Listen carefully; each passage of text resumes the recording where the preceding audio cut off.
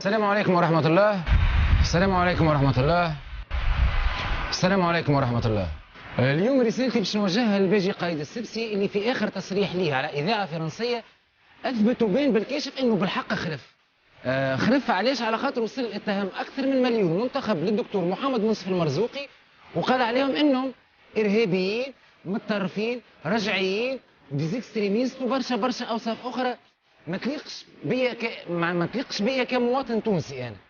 وجماعه النداء ما كفهمش تصريح الباجي. زاد خرج لنا محسن موازي المعروف بمرزوق اللي هو صانع الشيخه موزه، وزاد تيم بله. كيفاش زاد بله؟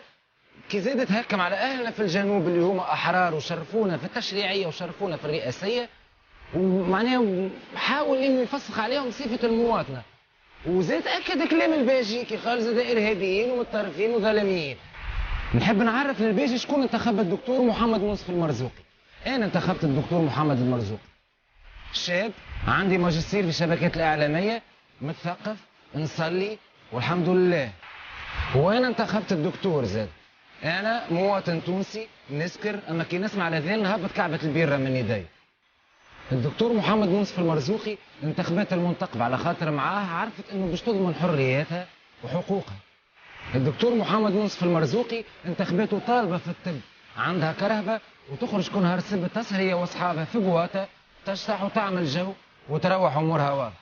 الدكتور محمد منصف المرزوقي انتخبه رجل عمره 50 سنه، يفيق في الصباح يمشي يخدم يروح يرتاح شويه يمشي القهوه يعمل تروح شكبه ويروح ذمريته، ماهوش ارهابي يظهر. الدكتور محمد منصف المرزوقي انتخبه محسن شوليقه ولد حومتي، لا علاقه ليه ولا عمره عرف القبله منين ولا عمره ركعها، وانتخب المرزوقي ارهابي هذا؟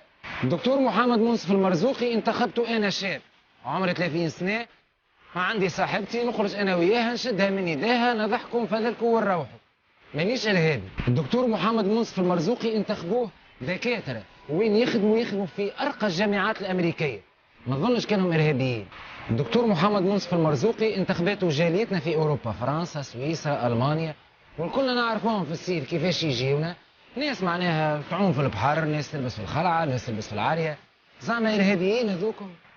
في المفوضيه الساميه لحقوق الانسان كيف الدكتور محمد منصف المرزوقي عمل خطابه ووقفوا النواب الكل وبقاو اكثر من 5 دقائق وهما يصفقوا، شفنا اللي شعره اصفر وعينيه زرق، زعما ارهابيين هذوكم زاده.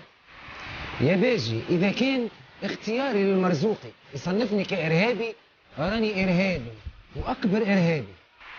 وفي النهايه نحب نقول انه من بعد تصنيفي كارهابي قررت اني مانيش باش ننتخب الدكتور محمد منصف المرزوقي في الدور الثاني، على خاطرني قررت باش نبايعه وردوه هو الخليفه السادس. بسلامه. حقا باجي صباح ماتت وانت وقتاش؟